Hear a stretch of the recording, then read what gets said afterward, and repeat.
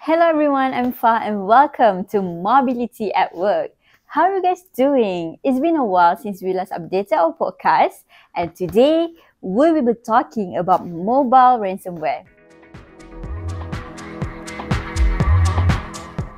Because according to the research, Asia Pacific is the most attacked region in 2022 for second consecutive years of cyber attacks. It's definitely an alarm rising as ransomware attacks continue to make headlines almost every day. Let's start with what ransomware is.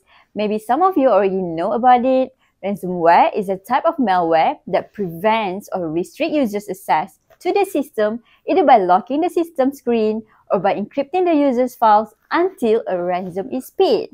Modern ransomware families, collectively known as crypto ransomware, encrypt specific file types on affected systems and force users to pay ransom via specific online payment methods in order to obtain the decryption key.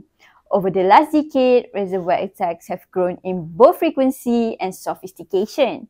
More threat actors have entered this expanding field, bringing with them innovation, creativity, and more complex methodologies ranging from ransomware as a service, or known as RAAS, to double extortion, as victims are willing to pay more.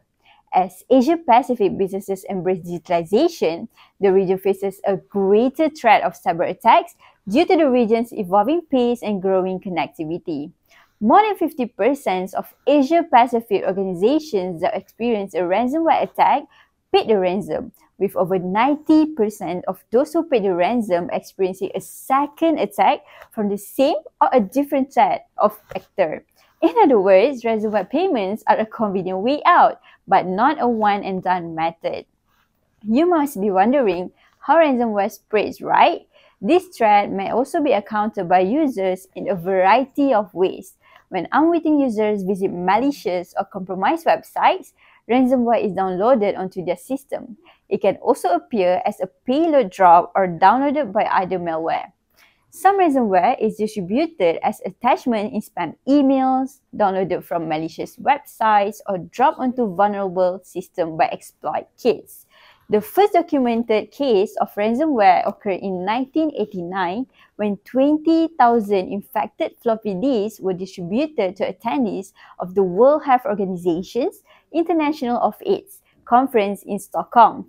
Once installed on a computer, the virus hid the file directories, logged file names, and informed victims that access to their files could only be restored by paying a ransom. Cybercriminals then thrive by constantly breaking into the network. The first Lockers ransomware variants appeared on the threat landscape nearly 2,000 years later. These early versions targeted Russian users by locking their computers and preventing them from using basic computer functions such as the keyboard and mouse. Following the display of an adult image on affected computers, the ransomware instructed victims to call premium rate phone number or send a text message in order to meet the attacker's ransom demands.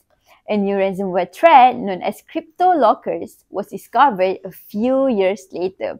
The variant was a type of malware that encrypted victims' documents, spreadsheets, images, and other files on Windows-based computer before displaying a ransom note.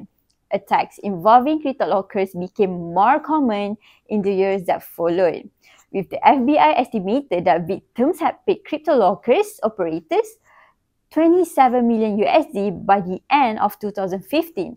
The FBI observed a decrease in indiscriminate ransomware attacks by 2018.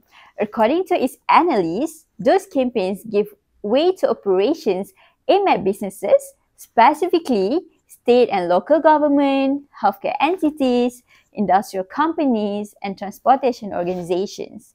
And according to the CyberSN 2022 research report, which is Ransomware, the True Cost to Business, mentions some of the effects these attacks can have on businesses, including, first, revenue loss.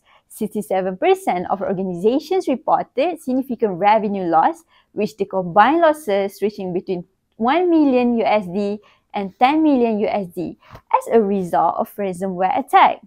Second, Business suspension.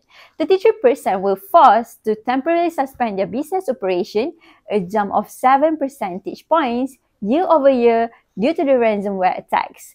Third, talent loss at the C-level.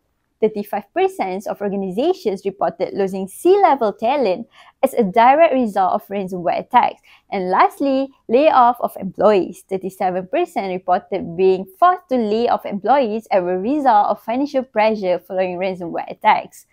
And by 2019, ransomware groups had embraced double extortion, demanding two ransom payments from their victims, one for data decryption and the other for data deletion on their operation servers. As a result, they gain an advantage over organizations that use a data backup strategy. They knew that victims could use their backup data to restore infected computers, but they couldn't stop the data theft.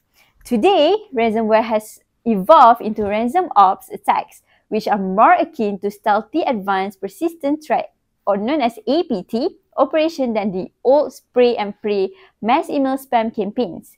Initial access brokers, or IABS, for example, would lay the groundwork for ransomware attacks by infiltrating a network and moving laterally to maximize the potential impacts, whereas RAAS operators would provide attack infrastructure to affiliates who carried out the attacks. This level of compromise allows ransom ops attackers to demand even larger ransoms. And ransom ops techniques frequently include multiple extortion techniques, such as the double extortion tactics. Well, now you know a little bit about how this ransomware attack. So, after everything I've just said to you, do you think it's possible for organizations to stop ransomware? You may share your thoughts with us and we will further discuss them in the next episode. So stay tuned. Bye!